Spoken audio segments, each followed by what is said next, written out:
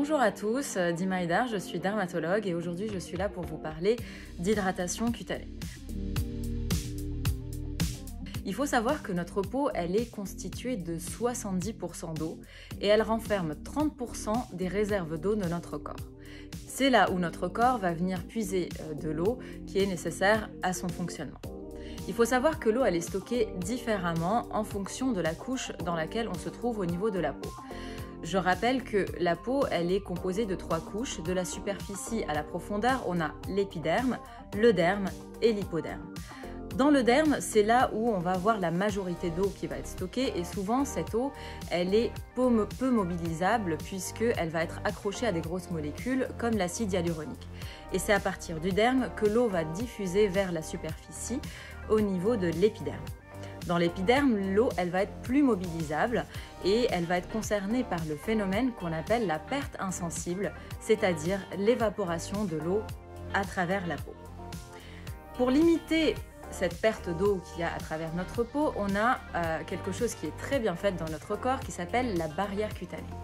La barrière cutanée, elle est constituée des cellules qui sont présentes à la surface de notre peau, mais aussi d'un film hydrolipidique qui est composé en majorité de gras.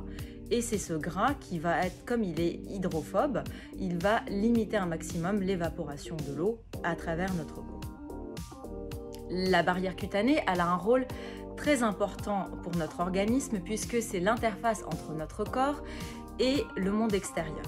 C'est elle qui va empêcher un maximum la pénétration d'organismes comme la bactérie, les virus qui peuvent être responsables d'infections. Elle a donc un rôle très important pour notre système immunitaire, mais aussi elle va nous protéger contre d'autres agressions extérieures comme le froid, la pollution ou le soleil.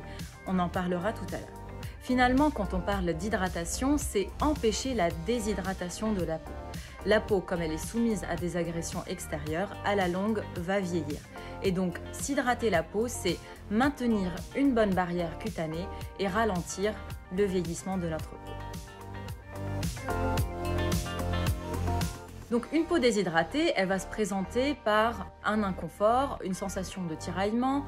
On va avoir aussi une desquamation, puisqu'on a des cellules mortes qui vont être présentes à la surface, des rougeurs et aussi, à la longue, des démangeaisons. Une peau sèche, c'est une nature de peau. C'est une peau qui, naturellement, va produire moins de sébum et donc le film hydrolipidique qui est présent à sa surface, il va être affaibli. Et donc, la barrière cutanée, elle va avoir une action qui va être moins importante. Elle va donc laisser passer l'eau plus facilement. Une peau déshydratée, c'est un état qui est transitoire. Toutes les peaux peuvent être concernées par la déshydratation, qu'elles soient mixtes, grasses ou sèches. Les peaux sèches, évidemment, elles sont plus à risque et plus sujettes à la déshydratation, mais toutes les natures de peau peuvent être déshydratées. D'où l'importance d'hydrater tous les types de peau. Il y a les peaux grasses, ce sont des peaux qui vont naturellement produire plus de sébum et vont avoir un film hydrolipidique qui est bien composé de gras, mais qui vont avoir en fait cliniquement un aspect un peu luisant, surtout sur la zone T où les glandes sébacées elles vont être plus présentes. Donc la zone T c'est composé du front, du nez et du menton. Les peaux mixtes, elles, vont avoir une double composition, c'est-à-dire une partie grasse au niveau de la peau, c'est la partie de la zone T, donc le front, le nez et le menton, et vont être sèches sur les autres parties du visage. Alors, quelles sont les causes de déshydratation de la peau? Il y a des causes qui nous sont propres, qui sont liées à notre organisme. Certaines maladies génétiques vont naturellement avoir une barrière cutanée qui est altérée, comme par exemple dans l'ichthyose, ou certaines maladies inflammatoires comme l'eczéma, où la barrière est également altérée. Il y a aussi l'âge, puisque avec le temps, on produit moins de sébum et on produit moins de molécules qui captent l'eau, comme l'acide hyaluronique, et donc avec le temps, votre peau va être déshydratée. Il y a aussi les causes qui sont extérieures à notre organisme. Ces causes peuvent être climatiques, par exemple le froid, la pollution, le soleil ou le vent. Il y a aussi les causes mécaniques, tout ce qui va créer en fait un frottement sur votre peau va être à l'origine d'une irritation de votre barrière cutanée. On a par exemple le rasage, l'épilation à la cire, des gommages trop excessifs qui peuvent donner cette altération. Et certains produits chimiques, l'utilisation par exemple de certains solvants, de certains détergents ou de produits qui sont alcalins comme le savon peuvent donner une altération de notre barrière cutanée à la longue. On pense aussi à certains traitements comme la cortisone en crème utilisée dans certaines maladies inflammatoires ou certains produits utilisés dans l'acné qui peuvent assécher la peau. Petite note quand même concernant la cortisone, elle reste importante pour le traitement des maladies inflammatoires. Il faut juste penser à bien s'hydrater la peau en association à ce traitement. Contrairement à ce qu'on pense, pendant la période froide, le taux d'humidité dans l'air il va diminuer. Ce d'autant qu'on va être amené aussi à chauffer énormément notre habitat. Ce qui va se passer, c'est que comme le taux d'humidité il est différent entre notre peau et l'air ambiant, il y a un phénomène de déperdition d'eau qui va être plus important et cette eau va être plus absorbée par notre environnement. En dehors de ça, pendant la période froide, le corps va tenter de maintenir sa température à 37 degrés et il va venir contracter les vaisseaux qu'il y a dans notre derme, ce qui fait qu'on aura moins d'eau disponible pour notre peau. Parfois, vous pouvez vous poser la question de pourquoi j'ai des pellicules.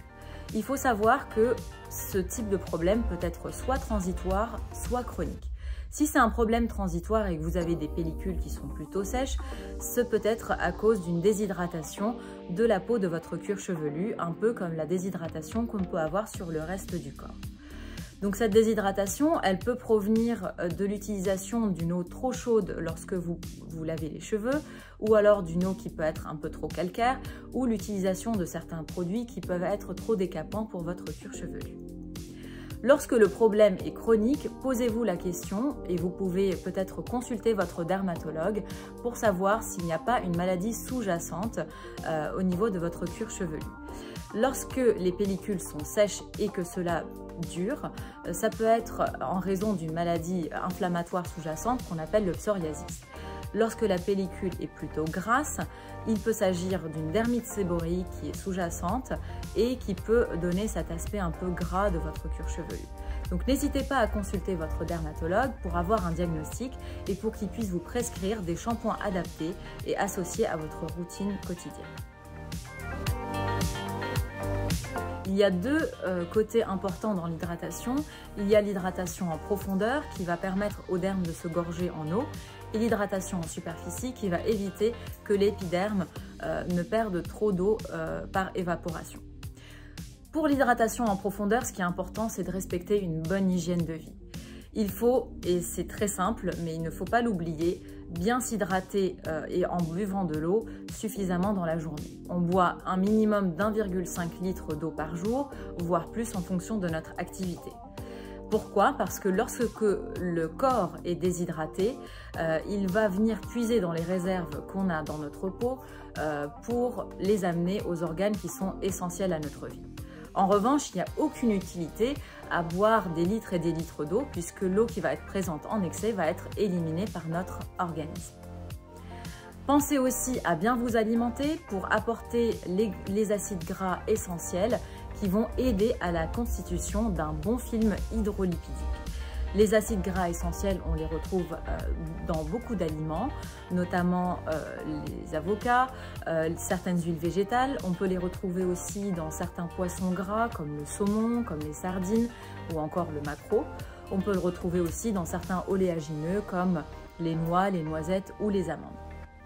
On essaye aussi de gorger son alimentation en caroténoïdes qu'on retrouve dans des aliments qui sont rouge-orangé, un peu comme les carottes et comme tout ce qui est courge.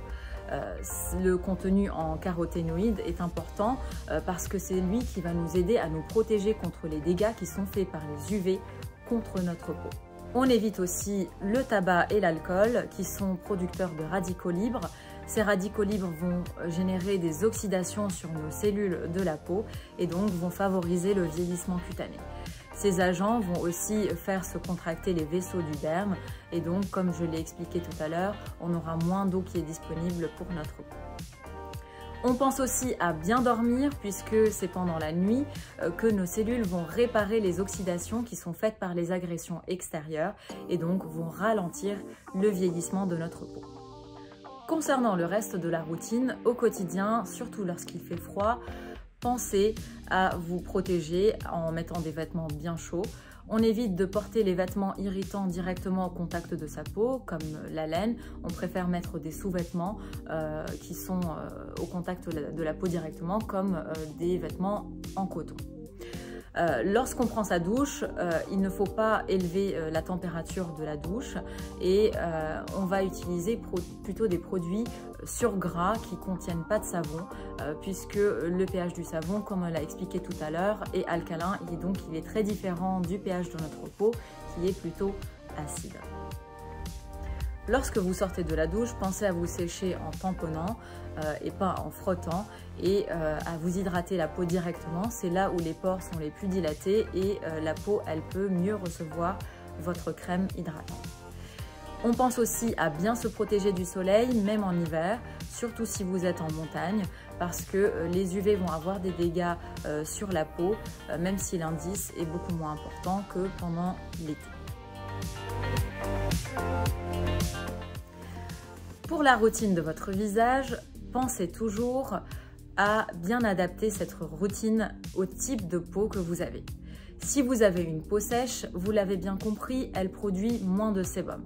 Il faut donc apporter le gras dont elle a besoin pour reconstruire une bonne barrière cutanée. Donc il faut utiliser des produits qui ont une texture riche. Si vous avez une peau grasse, il faut plutôt utiliser des produits qui ont des textures légères, mais il est important de l'hydrater aussi parce qu'on va éviter de stimuler comme ça les glandes sébacées et on va réguler la sécrétion de sébum qui est présente à la surface de notre peau. Dans tous les cas, que votre peau soit sèche ou grasse, il faut toujours vous nettoyer la peau avant d'appliquer vos cosmétiques. On évite dans tous les cas d'utiliser les brosses nettoyantes ou alors de faire des gommages trop excessifs qui vont venir irriter notre barrière cutanée. Donc vous l'aurez compris, l'hydratation de la peau est importante, peu importe la nature de peau qu'on a ou peu importe la saison. Il faut surtout y songer pendant la saison hivernale parce qu'on a une déperdition en eau qui est très importante. L'hydratation, c'est une hydratation qui va être en profondeur et ça c'est surtout grâce à notre hygiène de vie qu'on va y arriver, et l'hydratation en superficie grâce à la routine qu'on va adopter sur notre peau et aux produits qu'on va appliquer qui doivent surtout être adaptés à notre nature de peau. Voilà, j'espère que ça vous a plu. Si vous avez des questions, vous n'hésitez pas à nous les poser. Merci beaucoup.